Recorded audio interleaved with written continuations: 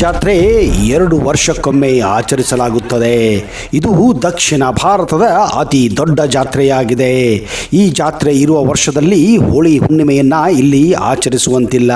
ಈ ಜಾತ್ರೆ ನಡೆಯಲು ಇಲ್ಲಿ ಒಂದು ಅಚ್ಚರಿಯ ರಹಸ್ಯ ಕೂಡ ಇದೆ. ಹಾಗಾದರೆ ಆ ಅಚ್ಚರಿಯ ರಹಸ್ಯ ಯಾವುದು? ಆ ದೇವಿ ಯಾರು? ಆ ಜಾತ್ರೆ ಯಾವುದು? ಈ ಜಾತ್ರೆ ಎಲ್ಲಿ ನಡೆಯುತ್ತದೆ? ಈ ಜಾತ್ರೆ ನಡೆಯಲು ಕಾರಣವೇನು? ಇಂತಹ ಹಲವಾರು ಕುತೂಹಲಕರ ಮಾಹಿತಿಯನ್ನ ಈ ವಿಡಿಯೋದಲ್ಲಿ ನಿಮಗೆ ಕೊಡಕ್ಕೆ ಹೋಗ್ತಾ ಇದ್ದೀನಿ. ಒಂದು ವೇಳೆ ನೀವು ಈ ಚಾನೆಲ್ ಅನ್ನ ಇನ್ನೂ ಸಬ್ಸ್ಕ್ರೈಬ್ ಮಾಡದೇ ಇದ್ರೆ ದಯವಿಟ್ಟು ಈಗಲೇ ಸಬ್ಸ್ಕ್ರೈಬ್ ಮಾಡಿ, ಜೊತೆಗೆ ಬೆಲ್ ಐಕನ್ ಕೂಡ ಪ್ರೆಸ್ ಮಾಡಿ.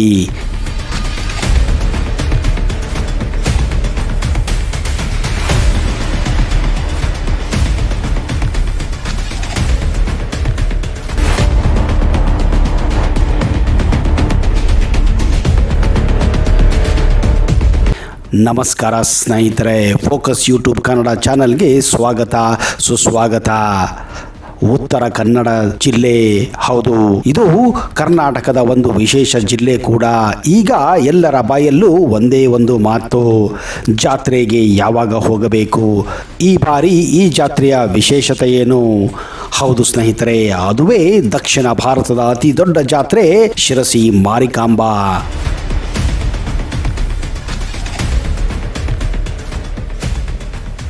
9 ದಿನಗಳ ಕಾಲ ಈ ಜಾತ್ರೆ ಅದ್ದೂರಿಯಾಗಿ ನಡೆಯುತ್ತದೆ. ಕರ್ನಾಟಕದ ಅತಿ ದೊಡ್ಡ ಜಾತ್ರೆ ಎಂದು ಹೆಸರು ಪಡೆದಿರುವ ಈ ಜಾತ್ರೆಗೆ ದಿನನಿತ್ಯ ಲಕ್ಷಾಂತರ ಜನರ ದಂಡೇ ಹರಿದು ಬರುತ್ತದೆ.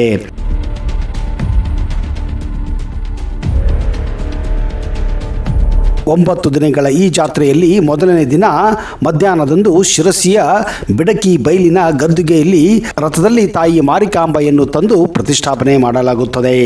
ದೇವಿಯ ಕಲ್ಯಾಣೋತ್ಸವ ನಡೆಯುತ್ತದೆ. ಮಾರಿಕಾಂಬಾ ದೇವಿಯ ರಥ ದೇವಾಲಯದ ಆವರಣದಿಂದ ಹೊರಟು ಮಧ್ಯಾಹ್ನಕ್ಕೆ ಗದ್ದುಗೆಗೆ ಬಂದು ಆಸೀನಳಾಗುತ್ತಾಳೆ.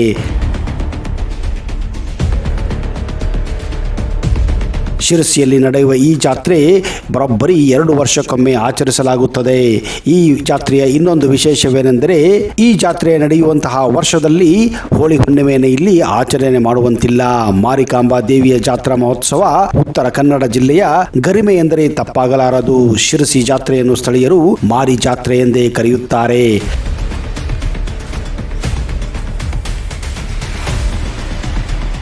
ಬೇರೆ ಜಾತ್ರೆಗಳಲ್ಲಿ ಮೂಲ ವಿಗ್ರಹವನ್ನು ದೇವಾಲಯದಲ್ಲಿ ಬಿಟ್ಟು ಉತ್ಸವ ಮೂರ್ತಿಯನ್ನು ರಥ ಅಥವಾ ಪಲ್ಲಕ್ಕಿಯಲ್ಲಿಟ್ಟು ಧಾರ್ಮಿಕ ವಿಧಿವಿಧಾನ ಮಾಡಲಾಗುತ್ತದೆ.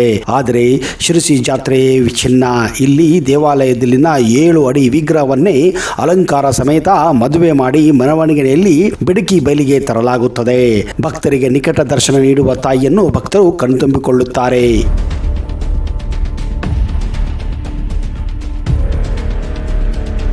7 ಅಡಿ ವಿಗ್ರಹ ವಜ್ರ, ನವರತ್ನ, ಖಚಿತ, ಸ್ವರ್ಣರತ್ನ, ಹಾರ, ನೂಪುರು, ಬೆಳ್ಳಿ ಕಡಗಗಳು, 8 ಕೈಗಳು ಇರುವ ದೇವಿಗೆ ಒಂದೊಂದು ಕೈಯಲ್ಲೂ ಒಂದೊಂದು ವಿಶೇಷ ಆಭರಣ ಹಿಡಿದು ಗದ್ದುಗೆಯಲ್ಲಿ ವಿರಾಜಮಾನರಾಗುತ್ತಾಳೆ.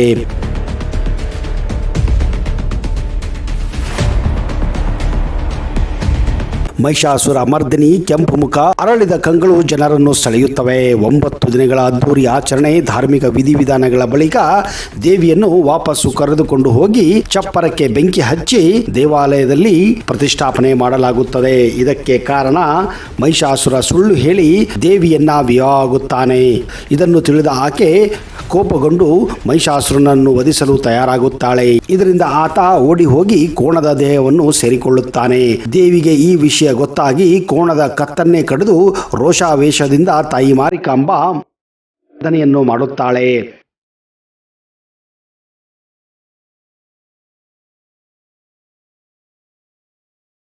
ಇದರ ಸಾಂಕೇತಿಕ ಆಚರಣೆಯೇ ಮಾರಿಕಾಂಬಾ ಜಾತ್ರೆಯಾಗಿದೆ. ಈ ಜಾತ್ರೆ ಆಚರಿಸಲು ಹಾಗೂ ಇಲ್ಲಿ ಹಿಂದೆ ಕೋಣವನ್ನು ಕಡಿಯುವ ಸಂಪ್ರದಾಯವೂ ಇತ್ತು. ಆದರೆ ಗಾಂಧೀಜಿ ಬಂದು ಹೋದ ಮೇಲೆ ಈ ಸಂಪ್ರದಾಯವನ್ನು ಈಗ ಇಲ್ಲಿ ನಿಲ್ಲಿಸಲಾಗಿದೆ. ಕೋಣವನ್ನು ಕಡದ ನಂತರವೇ ಜಾತ್ರೆಯ ಸಮಾಪ್ತಿಯಾಗುತ್ತಿತ್ತು.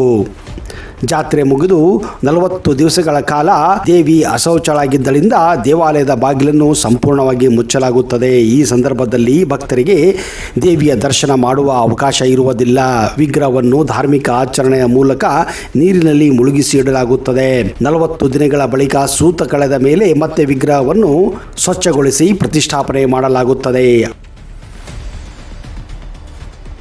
ಹಿಂದೆ ಚೆನ್ನಾಪುರ ಸೀಮೆಯಲ್ಲಿ ಶಿರಸಿ ಒಂದು ಪುಟ್ಟ ಹಳ್ಳಿಯಾಗಿತ್ತು. ಹಾನಗಲ್ನಲ್ಲಿ ದೇವಿಯ ಜಾತ್ರೆಯನ್ನು ಆಚರಿಸಲಾಗುತ್ತಿತ್ತು. ಒಂದು ಬಾರಿ ಈ ಜಾತ್ರೆ ಮುಗಿದ ನಂತರ ದೇವಿ ಮಾರಿಕಾಂಬಾ ವಿಗ್ರಹ ಮತ್ತು ಆಭರಣಗಳನ್ನು ಪೆಟ್ಟಿಗೆಯೊಂದರಲ್ಲಿ ಇಟ್ಟು ಶಿರಸಿಗೆ ತರಲಾಗುತ್ತಿತ್ತು. ಆ ಸಂದರ್ಭದಲ್ಲಿ ಕಳ್ಳರು ದೇವಿಯ ವಿಗ್ರಹವನ್ನು ಮತ್ತು ಆಭರಣದ ಪಟ್ಟಿಗೆಯನ್ನು ಕದ್ದು ಆಭರಣಗಳನ್ನೆಲ್ಲ ದೋಚಿ ದೇವಿ ವಿಗ್ರಹವನ್ನು ಅಲ್ಲೇ ಹತ್ತಿರದ ಕೊಳಕ್ಕೆ ಬಿಸಾಕಿ ಹೋಗಿರುತ್ತಾರೆ. ನಂತರ ಈ ಮಾರಿಕಾಂಬೆ ಬಸವ ಎಂಬ ಭಕ್ತನ ಕನಸಿನಲ್ಲಿ ಬಂದು ನಿಮ್ಮೂರಿನ ಕೆರೆಯಲ್ಲಿದ್ದೇನೆ ಅಂತ ಹೇಳಿದ ಹಾಗೆ ಆ ಭಕ್ತನಿಗೆ ಭಾಸವಾಗುತ್ತದೆ. ಬೆಳಿಗ್ಗೆ ಎದ್ದು ಹತ್ತಿರದ ಕೆರೆಗೆ ಹೋಗಿ ನೋಡಿದಾಗ ನಿಜಕ್ಕೂ ಒಂದು ಪೆಟ್ಟಿಗೆ ತೇಲುತ್ತಾ ಇತ್ತು. ಆ ಪೆಟ್ಟಿಗೆಯನ್ನು ತೆರೆದು ನೋಡಿದಾಗ ದೇವಿಯ ವಿಗ್ರಹವಿರೋದು ಸ್ಪಷ್ಟವಾಗುತ್ತದೆ. ಹೀಗಾಗಿ ಈ ವಿಗ್ರಹ ಸಿಕ್ಕ ಕೆರೆಗೆ ಈಗಲೂ ಕೂಡ ದೇವಿ ಕೆರೆ ಎಂದೇ ಕರೆಯಲಾಗುತ್ತದೆ. ಹೀಗೆ ಕೆರೆಯಲ್ಲಿ ಸಿಕ್ಕ ದೇವಿಯ ವಿಗ್ರಹವನ್ನು 1689ರಲ್ಲಿ ವೈಶಾಖ ಮಾಸದ ಶುಕ್ಲ ಪಕ್ಷದ ಅಷ್ಟಮಿಯಂದು ಮಂಗಳವಾರ ಮಾರಿಕಾಂಬಾ ದೇವಾಲಯದಲ್ಲಿ ಪ್ರತಿಷ್ಠಾಪನೆ ಮಾಡಲಾಯಿತು. ಅನ್ಯ ಜಾತಿಯ ಹುಡುಗನೊಬ್ಬ ಬ್ರಾಹ್ಮಣ ಹುಡುಗಿಯರನ್ನು ವೇದಾಧ್ಯಯನ ಆಸೆಯಿಂದ ಸುಳ್ಳು ಹೇಳಿ ಮದುವೆಯಾಗಿ ನಂತರ ಮಾಂಸ ತಿಂದು ಸಿಕ್ಕು ಬಿದ್ದು ಪತ್ನಿಯ ಕೈಯಿಂದಲೇ ಕೊಲೆಯಾದ ಕಥೆಯೂ ಕೂಡ ಇಲ್ಲಿ ಜಗಜ್ಜಾಹೀರಾತವಾಗಿದೆ. ಇದೇ ಕಾರಣ ಪ್ರತಿ ವರ್ಷ ಜಾತ್ರೆಯ ಮಹೋತ್ಸವ ಆರಂಭದ ಮೊದಲು ದೇವಿಗೆ ರಕ್ತವನ್ನು ತಿಲಕವಾಗಿ ಇಡಲಾಗುತ್ತದೆ. ನಂತರ ದೇವಿಯನ್ನು ಬೆಡಕಿ ಬಯಲಿಗೆ ಗದ್ದುಗೆ ತಂದು 9 ದಿನಗಳ ಕಾಲ ಅದ್ದೂರಿ ಜಾತ್ರಾ ಮಹೋತ್ಸವವನ್ನು ಆಚರಣೆ ಮಾಡಲಾಗುತ್ತದೆ.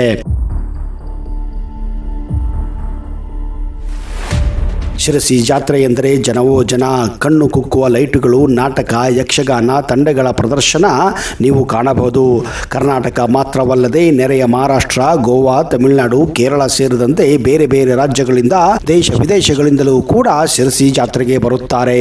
ಸರ್ಕಸ್ ಕಂಪನಿಗಳು, ಹೆಂಗಳೆಯರ ಕಣ್ಣು ತಂಪಾಗಿರುವಷ್ಟು ಬಳೆ, ಓಲೆಗಳು, ಸಾಲು ಸಾಲು ಅಂಗಡಿಗಳು, ಬಾಯಿ ಸಿಹಿ ಮಾಡುವ ಮಿಠಾಯಿ ಹಾಗೂ ಮನರಂಜನೆ ಆಟಗಳು ಇಲ್ಲಿ ನೀವು ಕಾಣಬಹುದು.